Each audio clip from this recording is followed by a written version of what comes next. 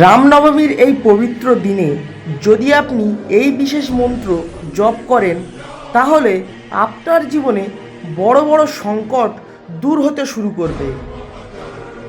রামনবমী হলো ভগবান শ্রীরামের জন্মদিন এবং জন্মতিথি উপলক্ষে এই দিন আমরা বিশেষভাবে পালন করি এবং এই দিনে ভক্তিভরে মন্ত্র জপ করলে জীবনে সুখ শান্তি ও সমৃদ্ধি আসে।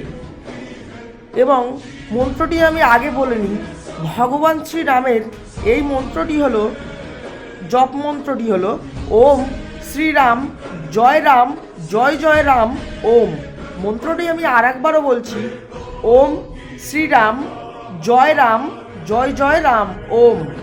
আবারও বলছি মন্ত্রটি, ভালো করে শুনুন, ওম শ্রীরাম জয় জয় রাম ওম। এই মন্ত্রটি নিয়মিত জপ করলে পাপ কর্ম ধীরে ধীরে নষ্ট হয়। আবার এমনও মন্ত্র আছে যেটি আপনারা সবাই জানেন, যেটি আমাদের হরে কৃষ্ণ মহামন্ত্র। এই দিনে বিশেষ করে যদি জপ করা হয় তাহলে পাপীর পাপ অতি সহজে ধ্বংস হয়।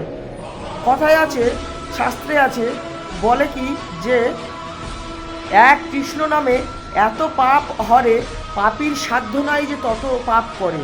যেই কৃষ্ণ সেই রামের এক অবতার।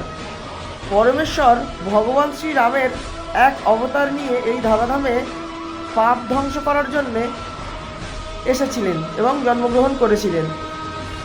এই পাপ কর্ম ধীরে ধীরে যেমন নষ্ট হয়, জীবনে দুঃখ কষ্ট কমে, মন শান্ত হয়।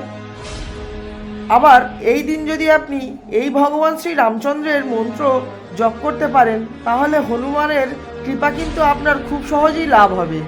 কারণ